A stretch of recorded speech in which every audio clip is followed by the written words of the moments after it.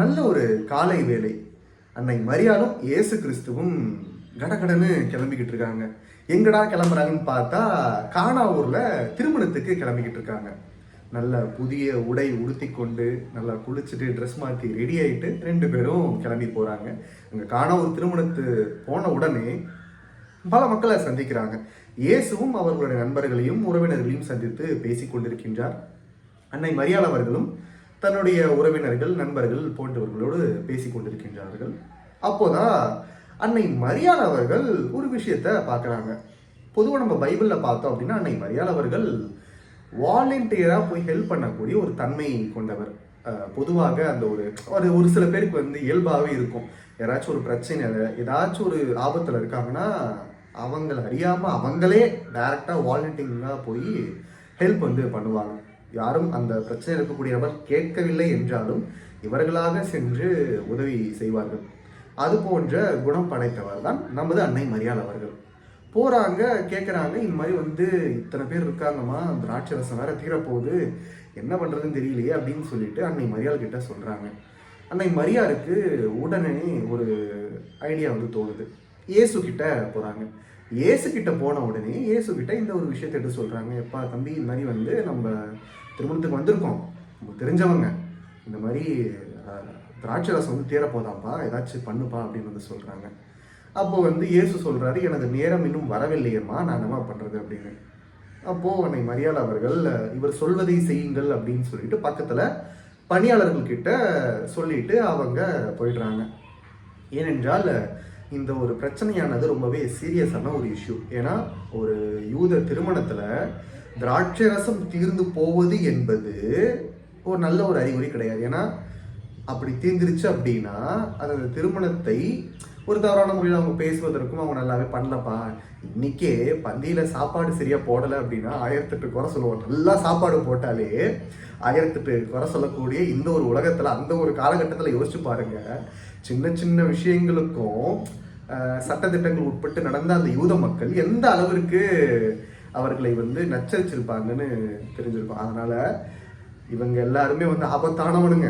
இவங்க எல்லாருமே சேர்ந்துக்கிட்டு இந்த ஒரு மணமக்களை ஏதாச்சும் சொல்லுவானுங்க. அந்த மணமக்கள் கஷ்டப்படக்கூடாது அப்படின்றதுக்காக மட்டுமே அன்னை மரியாள் அவர்கள் அந்த மணமக்கள் அசிங்கப்படக்கூடாது, இது ஒரு நல்ல ஒரு நேரம், அவர்கள் மகிழ்ச்சியாக இருக்க வேண்டிய ஒரு நேரம், அதனால இந்த ஒரு திருமணம் நல்லபடியாக நடக்கணும், அதுக்காக இயேசு கிட்ட போயிட்டு இதை சொல்லியிருக்காங்க. இயேசுவும் அந்த பணியாளர்கிட்ட இந்த ஜாடிகளில் தண்ணீரை நிரப்புங்க அப்படின்னு சொல்கிறாரு. தண்ணீரை நிரப்புறாங்க. அதை அவர் திராட்சை ரசமாக மாற்றி பொது வெளியில், கல்யாணத்தில் ஆயிரக்கணக்கான பேர் இருந்திருக்கலாம், எல்லாருக்கும் முன்னிலையில் அவர் தன்னுடைய முதல் அற்புதத்தை நிகழ்த்துகின்றார். நிகழ்த்தின உடனே எல்லாருக்கும் ஒரு பெரிய ஆச்சரியம். அதை குடிச்சு பார்க்குறாங்க, அவ்வளவு டேஸ்ட்டாக அவங்க இருக்குது. ஏன்னா ஒரு பொதுவாக ஒரு திராட்சை ரசமானது அது எந்த அளவுக்கு பழமையானதோ அந்த அளவுக்கு அது சுவையாக இருக்கும் என்று கூறுவார்கள். அப்போது இந்த ஒரு நல்ல திராட்சை ரசத்தை இத்தனை நாள் பரிமாறாமல் வச்சுருந்தது ஏன்பா இவ்வளோ நேரம் பரிமாறாமல் வச்சுருந்தீங்க? முதல்ல எப்போவுமே நல்ல திராட்சை ரசத்தை தான் கொடுப்பாங்க, நீங்கள் என்ன ஃபஸ்ட்டு நார்மலாக கொடுத்துட்டு இப்போ சூப்பராக கொடுக்குறீங்க அப்படின்னு சொல்லிட்டு விருந்தினர்களும் கேட்குறாங்க. எல்லோருமே வியப்பில் ஆழ்ந்து கிடக்கிறாங்க. இந்த ஒரு நிகழ்வுல நம்ம தெளிவாக பார்க்குறோம். இது வெறும் ஒரு கல்யாணத்தில் திராட்சரசம் தீர்ந்து போச்சு, அதனால இயேசு உதவி பண்ணுறாரு மட்டும் இல்லாமல் அன்னை மரியாள் அவர்கள் இயேசுவை மீட்பிற்கான திட்டத்திற்கான ஒரு துவக்கத்திற்கு வழிவகுக்கின்றார். அவருக்கான தயாரிப்பில் ஒரு நம்பிக்கையை அளித்து நீ ஸ்டார்ட் பண்ணுப்பா அப்படின்னு சொல்கிறாங்க. ஏன்னா இங்கே இயேசு கிறிஸ்துவை அவர்கள் ஃபோர்ஸ் செய்யவில்லை. அவர் எப்போ வெளிப்படணும்னு நினைக்கிறாரோ அப்போ வெளிப்பட வேண்டும் என்பது அவர் மனதில் இருந்திருக்கும். ஆனால் இங்கே அவர் தண்ணீரை திராட்சை ரசமாக மாற்ற வேண்டும் என்பது தான் அவருக்கு இங்கே ஒரு பிரச்சனை. ஏன்னா இதுக்கு முன்னாடி இயேசு கிறிஸ்து பல அற்புதங்களையும் இது போல செய்திருக்கிறதுக்குன்னா வாய்ப்புகள் நிறையவே இருக்குது. அதனால தான் அன்னை மரியாள் அவர்களுக்கு இயேசுவால் இதற்கு ஒரு தீர்வு காண முடியும் என்ற நம்பிக்கையோடு சொல்கிறாங்க. அது மட்டும் இல்லாமல் நிச்சயமாக அன்னை மரியாள் அவர்களுக்கு தெரியும், இதை இங்கே செஞ்சார் அப்படின்னா நியூஸ் பரவிடும், இயேசுவினுடைய மாட்சி கண்டிப்பாக வெளியில் தெரிஞ்சிடும். அதனால் இதுக்கப்புறம் அவர் ப்ரைவேட்டாக இருக்க முடியாது. ஸோ பொது வாழ்க்கைக்கு அவர் போய் தான் ஆக வேண்டும் என்கின்றதையும் அறிந்த அன்னை மரியாள் அவர்கள் நம்பிக்கையோடு சென்று இயேசுவை ஒரு புதிய மீட்பிற்கான திட்டத்திற்கான துவக்கத்திற்கு அடித்தளமிட்டு அவருக்கு நம்பிக்கை கொடுக்கின்றார். இயேசுவும் அதை செய்து விடுகின்றார். பழைய ஏற்பாட்டில் ஏவாள் ஆதாமை பாவம் செய்ய தூண்டுறாங்க. அதனால உலகத்திற்குள் மரணம் வந்தது. நம் அனைவரையும் மரணம் சூழ்ந்து கொண்டு பாவம் நம் அனைவரையும் ஆட்கொண்டது. இப்போ மனிதர்கள் அனைவரையுமே கடவுள் காப்பாற்றணும்னு நினைக்கிறாரு. கடவுள் நமக்கு பாவ மன்னிப்பு கொடுத்து காப்பாற்றுறதுக்கு அவர் தயார் தான். ஆனால் கடவுள் என்பவர் நியாய தீர்ப்பு கொண்டவர், அவர் நியாயமானவர். ஸோ பாவத்திற்கான சம்பளம் தண்டனை என்பது மரணம். அப்போ அந்த மரணத்திலிருந்து காக்க வேண்டும் என்றால், இறைவனோடு திருப்பி நம்ம ஒன்று சேர வேண்டும் என்றால், அந்த பாவத்திற்கான பரிகாரம் நம்ம செலுத்த வேண்டும். அந்த பரிகாரம் என்பது ஒரு தூய ரத்தத்தை இறைவனுக்கு பலியாக கொடுப்பது, ஒரு தியாகத்தை, ஒரு சாக்ரிஃபைஸ் கொடுக்கணும். அந்த ஒரு பலி என்பது ஆடு மாடுகளை கொடுப்பது மட்டும் அல்லாமல் அது நிரந்தரமான ஒரு பலியாக இருக்காது. அதனால என்ன பண்றாருன்னா, கடவுளை இறங்கி என்னையே நான் பலியாக தரேன் என்று சொல்லி தான் நம்ம ஆண்டவர் இயேசு கிறிஸ்து கல்வாரி மலையில மரித்து உயிர் தெழுந்து பாவங்களுக்கான கழுவா ஏறி நமது பாவங்கள் அனைத்தையும் மன்னித்து நமக்கு நிலை வாழ்வை பரிசாக பெற்று தந்தார். இங்க மனிதர்களுடைய பாவம் மன்னிக்கப்பட வேண்டும், அனைத்து மக்களுக்கும் நிலைவாழ்வு கிடைக்க வேண்டும் என்பதனுடைய மைய நோக்கமாக வைத்துக்கொண்டு புதிய ஏவாளாக நமது அன்னை மரியாள் அவர்கள் இயேசுவை அதற்கான தயாரிப்பில் தயார் செய்து இங்க அவரை வெளிப்படுத்துவதற்கான ஒரு வாய்ப்பையும் ஏற்படுத்தி தருகின்றார். பழைய ஏற்பாட்டில் ஏவாள் பாவம் செய்ய தூண்டாங்க ஆதாம. புதிய ஏற்பாட்டில் புதிய ஏவாள் புதிய ஆதாமாகிய இயேசு கிறிஸ்துவை மீட்பிற்கான திட்டத்திற்காக தூண்டுதலை செய்கின்றார்கள். 1 கொரிந்தியர் 15ஆம் அதிகாரம் 21ஆம் இறைவசனம். ஒரு மனிதர் வழியாக சாவு வந்தது போல ஒரு மனிதர் வழியாகவே இறந்தோர் உயிர் தெழுகின்றனர். ஆதாமை முன்னிட்டு அனைவரும் சாவுக்குள்ளானது போல கிறிஸ்துவை முன்னிட்டு அனைவரும் உயிர் பெறுவர். இங்கே இயேசுவினுடைய திருவிருந்தல பங்கு பெறுகின்றோம் என்று ஒவ்வொரு திருப்பலியிலுமே குருவானவர் கூறுவார். அந்த ஒரு விருந்தானது இயேசுவே அங்க உணவு. இயேசுவை உணவாக உட்கொள்வதன் மூலமாக நம்ம நிலைவாழ்வை பரிசாக பெற்றுக்கொள்ள முடியும். அவருடைய திருவுடல் திரு ரத்தத்தை உணவாக பெற்றுக்கொள்வதன் மூலமாக மட்டுமே நமக்கு நிலைவாழ்வு பரிசாக கிடைக்கும்.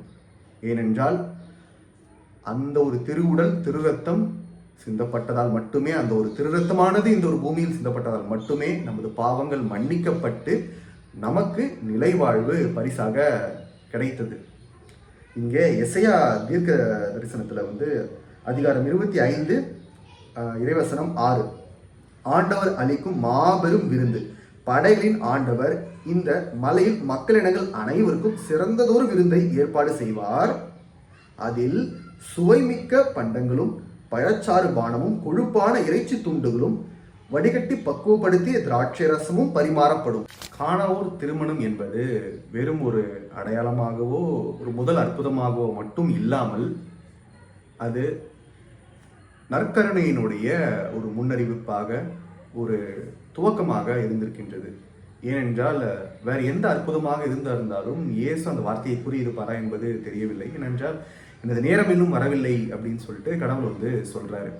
அப்போ தண்ணீரை திராட்சை ரசமாக மாற்றுகின்றார். அந்த திராட்சை ரசமானது இயேசுவினுடைய இரத்தத்தை குறிக்கின்றது. அந்த ஒரு இரத்தம் எதற்காக சிந்தப்பட்டது? நமது பாவங்களுக்காக சிந்தப்பட்டது.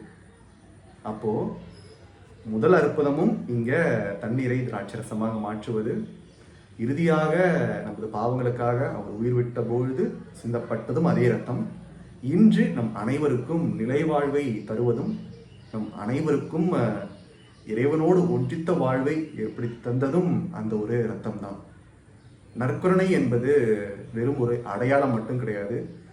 அது நம்ம நினைவில் எப்படி சொல்றது, அது ஒரு அடையாளமாக நம்ம ஒரு சடங்காக மட்டும் அதை பார்க்காமல் அது மட்டுமே நமக்கு நிலைவாழ்வை தர முடியும். நம்ம எந்த ஒரு வழிபாடு, எந்த ஒரு பிரேயரோ எந்த ஒரு பாடல்களோ பாடுறதை விட நற்கருணை ஆராதனை என்பது ரொம்பவே அவசியமான ஒன்று. நற்கருணை என்பது அங்கு உயிருள்ள இயேசு உடலாகவும் அந்த உடலுக்குள் இரத்தமும் இருக்கு, அந்த ஒரு உடலில் உள்ளே ஆன்மாவும் இருக்கின்றது. இவை எதையுமே பிரிக்க முடியாது. அது முழுமையான இயேசு. அன்றைக்கு இயேசு மனிதராக பிறந்து மனிதராக இருந்தார், கடவுளாகவும் இருந்தார். இன்றைக்கு நம்ம எல்லாரும் மத்தியிலுமே ஒவ்வொரு சர்ச்சஸ்லையுமே நற்கருணை பேழைக்குள்ள இருக்கின்றார். அது ஒரு நற்கருணை ஆராதனையின் பொழுது இயேசுவினுடைய பாடுகள், இறப்பு, உயிர்ப்பு நமக்கு நினைவில் கொள்ள வேண்டும். இந்த ஒரு தவக்காலம் அதற்கு ஒரு சிறந்த காலம். நற்கருணை பக்தி என்பது வெறும் ஒரு அடையாளமோ வெறும் ஒரு சடங்கோ கிடையவே கிடையாது. அது நம் அனைவருக்கும் மீட்பை அருளிய ஒன்று. அங்கு உயிருள்ள இயேசு முழு உடலுடனும் முழு இரத்தத்துடனும் முழு ஆன்மாவுடனும் இருக்கின்றார். இவை எதையுமே பிரிக்க முடியாது. ஆகையால் நற்கருணை பக்தியில் நம் அனைவருமே இணைந்திருப்போம். மேலும் கானாவூர் திருமணத்தில் அன்னை மரியாள் அவர்கள் இவர் சொல்வதை செய்யுங்கள், இவரை பின்பற்றுங்கள் என்று ஒரு வார்த்தையை சொன்னாங்க. அதை நம்மளோட வாழ்க்கையில நம்ம எடுத்துக்கிட்டு இயேசுவை பின்பற்றி வாழ்வோம். நிச்சயமா இயேசுவை பின்பற்றி வாழ்வதன் மூலமாக நம்ம வாழ்க்கையில மிகப்பெரிய உயரங்களை நம்மளால் அடைய முடியும், நல்ல ஒரு வாழ்க்கையை வாழ முடியும். ஏன்னா கடவுள் நம்மளை படைச்சவருங்க.